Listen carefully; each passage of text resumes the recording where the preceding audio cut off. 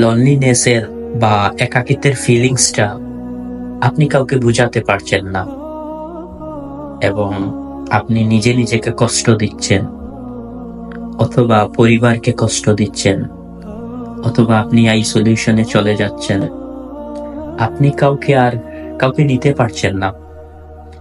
Finally যেটা হয়, আপনি আর কখনোই সম্পর্কে বা অ্যাটাচমেন্টে যেতে পারেন না। কেন? লাভ বন্ডিং রিলেশন থেকে আপনি বের হতে পারেন না, বা কেন আপনি ইন রিলেশনশিপ থেকে বের হতে পারছেন না? চেষ্টা করেছেন কিন্তু পারছেন না। আপনি কষ্ট পাচ্ছেন কিন্তু বের হতে পারছেন না। ডিপেন্ডেন্সি থাকে। এখন যে সাইনগুলো বা অবস্থার কারণে একজন ব্যক্তি একটা টক্সিক রিলেশনশিপ বা অ্যাবিউসি একটা রিলেশন থেকে সেই সম্পর্কটাকে ন বলতে পারে না, কারণ ডিপেন্ডেন্সি থাকে। এখন সাইনগুলো কি দেখা যায় যে কি? প্রথম যে সাইনটা, যারা এই রিলেশনশিপ গুলো তৈরি করেন, আর রিলেশনশিপ তৈরি করার যে ইন্টেনশনটা থাকে, তিনি কিন্তু মোটামুটি 8-10 জন থেকে একটু বুদ্ধিমান। মানে হচ্ছে বুদ্ধিমান হচ্ছে ইন সেন্স তিনি পড়াশোনা করেছেন, তিনি জানেন, হয় পড়াশোনা করেছেন, গুগল করেছেন, অথবা কোনো জায়গা থেকে জেনেছেন একটা রিলেশনশিপ কিভাবে কি করতে হয় সে জেনে এসেছেন, অথবা রিলেশনশিপের এক্সপেরিয়েন্স আছে যে কিভাবে খুব ফাস্ট একটা রিলেশনশিপ থেকে ম্যাক্সিমাম বেনিফিট পাওয়া যায়, কিভাবে সহজে একজন মানুষকে কাবু করা যায় ইমোশনালি। তো এই জিনিসটা তিনি যখন জানেন, তখন দেখা যায় কি, নাম্বার 1, তিনি এক্সক্লুসিভ একটা অর্ডিনারি গিফট দেন, যেই জিনিসটা আসলে আরেকজন ব্যক্তি কখনো পাননি বা আশা করেননি। সেই রকম আশাতীত একটা গিফট দেওয়ার টেন্ডেন্সি থাকে, মানে খুব ফ্রিকুয়েন্ট হচ্ছে সে গিফট দেবে। দ্বিতীয়ত যে ব্যাপারটা, অলওয়েজ কন্টিনিউয়াস, মানে যখন রিলেশনশিপ সে তৈরি করতে শুরু করেন, তখন একেবারে 24 আওয়ার্স কানেক্টেড থাকেন, সব কিছু ডিটেলসে জানেন, এবং এত এক্সট্রিম লেভেলের অ্যাটেনশন দেন। তুমি কি করতেছো, তুমি খাইছো নাকি, তুমি যে গেছিলা এইটা যে করবা, তাইলে ওইটা কিভাবে করবা, তুমি কি চিন্তা করছো? তখন মনে হয় কি সবকিছুতেই একটা মানুষ আরেকটা মানুষের উপর ডিপেন্ডেন্ট হয়ে যায়। মানে কখনো কেউ তাকে এত অ্যাটেনশন দেয়নি যে অ্যাটেনশনটা সে তার কাছ থেকে পাচ্ছে। তো অলরেডি সে ডিপেন্ডেন্ট, মানে তিনি আর নিজের মধ্যে নেই, অলরেডি তার উপরে সে ভর করে ফেলেছে, তার উপর ভর করে সে বাঁচতে শিখতে শুরু করেছে। টুকটাক এভরিথিং কন্টিনিউয়াস সে SMS এ থাকবে, কন্টিনিউয়াস সে বলবে তুমি কি করতেছো, তাইলে তুমি কি করবা, গাইড করা বা ফিল করানো যে আমি তোমার সাথে অলওয়েজ আছি। 3 নাম্বার যে বিষয়টা, সেটা হচ্ছে সেই মানুষটা নিপুণভাবে এমন সব ইনফরমেশন বলতে থাকবে, লাইফে সে ইনফরমেশন গুলো কাউকে বলেনি, শুধু আপনাকে বলছে। তখন আপনার কাছে মনে হবে কি, মানুষটা আমাকে এত বিশ্বাস করে, কই আমি তার জীবনে আসছি এতদিনে, তার বয়স 30, 40, 50 অথবা 25, 20, সে তো জীবনে কারো সাথে কথাগুলো বলে নাই, আমাকে বলছে, কারণ ও আমাকে বিশ্বাস করে। ও যাই করুক না কেন, ও আমাকে বিশ্বাস করে। কই, তা না হলে তো অন্য কাউকে বলতো। আপনি অলরেডি তার ট্র্যাপে আটকে পড়েছে, যে সে আসলে তাকে ভরসা করে কথাগুলো বলছে। তো আপনি এই কথাগুলো নিয়েই বেড়ান, ও আমাকে ওগুলো বলছে, তার মানে ও আমার ড্যাশ ড্যাশ। ওকে, ফাইন। দেখা যাবে যে আপনি যদি কখনো বাউন্ডারি তৈরি করেন, তার কাছে মনে হবে কেন তোমার বাউন্ডারি হবে, তুমি কোনো বাউন্ডারি দিতে পারবে না, বিকজ আমি তোমার জন্য এই এই জিনিস করেছি, আমি তোমার জন্য সব কিছু করি, আমি তোমার জন্য 24 আওয়ার্স আছি, তুমি কেন আমার জন্য এতটুকু না। সো আপনি যখন তার পছন্দের জিনিসগুলো দিচ্ছেন, আপনি কিন্তু দিয়ে দিচ্ছেন, আপনি খুশি হচ্ছেন একবার যে আপনি তাকে দিতে পেরেছেন, আরেকবার দুঃখী হচ্ছেন কেন দিলেন। এই জিনিস তো আপনার দেওয়ার কথা না। এখন উইদাউট কনফার্মেশন, বা আপনি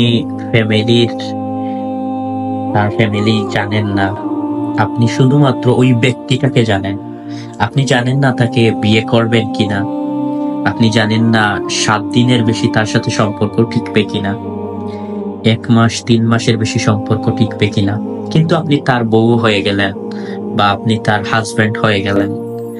আপনি চাননি এরকম একটা রিলেশনশিপ ফিল করতে বা রিলেশনশিপের মাঝখানে থাকতে, কিন্তু আপনি গেছেন। এখন তো আপনি এই ট্র্যাপ থেকে কেন গেছেন, না থাকতে পারছেন না বের হতে পারছেন, কারণ অলরেডি হাজব্যান্ড ওয়াইফের মতো হয়ে গেছেন। তাহলে আপনি ওই রিলেশনশিপ থেকে কেন আসবেন?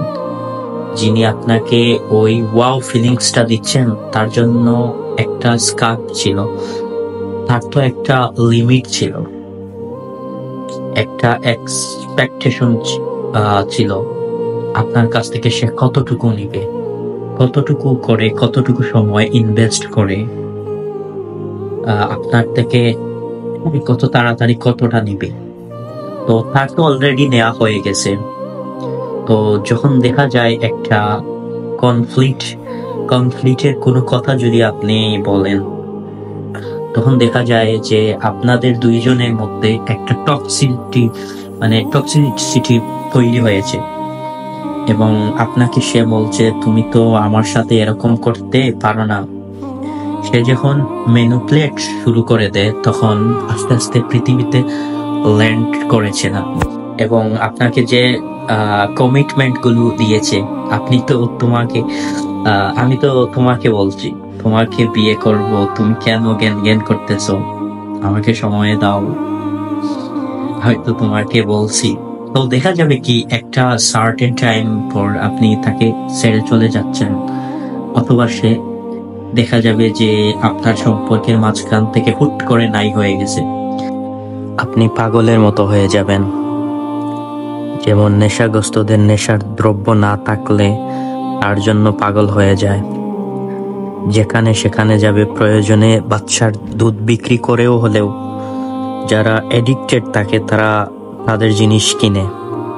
তখন আর মনে হবে না আমার বাবা আমার জন্য কতটুকু করেছে, আমার বাবার সম্মান কি, আমার সম্মান কি, আমার মায়ের সম্মান কি, আমার ফ্যামিলির সম্মান কি। এই 7টা দিন অথবা একটা দিন অথবা 1 মাস অথবা 3 মাস আপনার কাছে হয়ে যাবে সারা জীবনের জন্য যক্ষের দন। এই ফিলিংসটাকে আপনি রেখে দিতে চাইবেন, সো ওইটার জন্য স্ট্রাগল করছেন। আপনি কিন্তু আপনার নিজের লাইফের মধ্যে নেই, আপনি তার পছন্দে চলতে শুরু করে দিয়েছেন এবং জীবনটাকে তার পায়ের দিয়ে দিয়েছেন অলরেডি। তো আপনি কি ওই রকমের ইমোশনাল অবস্থায় আছেন কিনা সেটা চেক করে নিতে পারেন। 5 নাম্বার ব্যাপারটা হচ্ছে কি, এখন যে আপনার সাথে যে গ্যাপ হয়েছে, আপনি তখন এমনটি ফিল করতেছেন কারণ আপনার তো ওর কাছে ভালো লাগতো, এখন আপনার তো ওর কাছে ভালো লাগা হচ্ছে না। কেন ওকে লাগবে? কারণ আপনি যা শুনতে চেয়েছিলেন উনি আপনাকে তাই শুনিয়েছে, আপনাকে এত প্রেস করেছেন, এত প্রশংসা করেছে, প্রত্যেকটা ব্যাপার নিয়ে আপনাকে এত ওয়াও ফিল করিয়েছে। এই ব্যাপারটা তো আপনি আসলে কোথাও থেকে পাবেন না, অন্য কেউ তো আপনাকে এভাবে নোটিশ করে নাই। আপনার প্রতি টাইম ইনভেস্ট করে, মানে আপনার প্রতি তো আর কেউ টাইম ইনভেস্ট করেন ইন্টেনশনালি।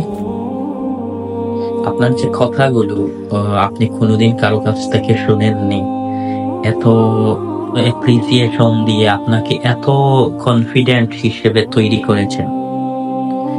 এখন আপনি ওনাকে ছাড়া কনফিডেন্ট লেস হয়ে যাচ্ছেন, কারণ কেউ তো আপনাকে এত প্রশংসা বলছে না, কেউ আপনাকে এভাবে ভাবছে না, কেয়ার করছে না। তো আপনি তখন একেবারেই ড্রেইন হয়ে যান। আপনার অবস্থা কি তাই? 6 নাম্বার যে বিষয়টা, সেটা শুনলে আমি যেটা বলবো যে এই সাইনগুলোর মধ্য দিয়ে যখন একজন মানুষ যান, তখন একজন মানুষ যখন ওই সম্পর্কটা থেকে বেরিয়ে আসেন, উইথড্র করে লোকটা যখন চলে যায়, বা মহিলা যখন চলে যান, বা মেয়েটা যখন চলে যান, তখন দেখা যায় কি আপনি যে আকাশ থেকে পড়ে গেলেন। এই অবস্থাটি হয়ে যায় খুবই হচ্ছে কষ্টের, নেয়ার মতো না। এই ইমোশনটা হচ্ছে একটা সার্টেন সিচুয়েশন যেখানে আপনি একদম একা, এবং আপনি কাউকে আপনার এই কষ্টটা বুঝাতে পারছেন না। এই লনলিনেসের 6 নাম্বারটা হচ্ছে যে আপনি কাউকে আপনার ফিলিংসটা বুঝাতে পারছেন না।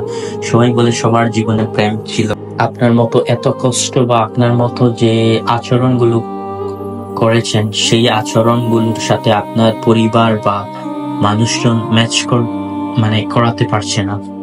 সো লনলিনেসের ফিলিংসটা কাউকে বুঝাতে পারছেন না, বা আপনি নিজে নিজে কষ্ট দিচ্ছেন, অথবা পরিবারকে কষ্ট দিচ্ছেন, অথবা আপনি আইসোলেশনে চলে যাচ্ছেন, আপনি আর কাউকে নিতে পারছেন না। ফাইনালি যেটা হয়, আপনি আর কখনোই সম্পর্কে বা অ্যাটাচমেন্টে যেতে পারেন না।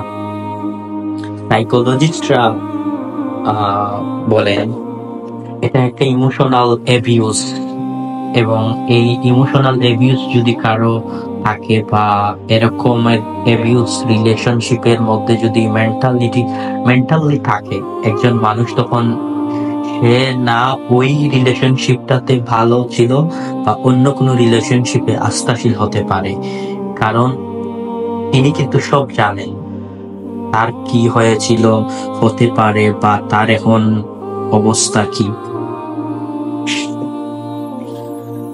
বা আরেকজনের ছোট্ট সাইন দেখলেই তার কাছে মনে হবে কি, ওই তো বোধহয় ও আমার আগের ওই রকম ইউজ করে চলে যাবে, ওই তো বোধহয় ও আমার সাথে এরকম করেছে, কেউ আমাকে ভালোবাসে না।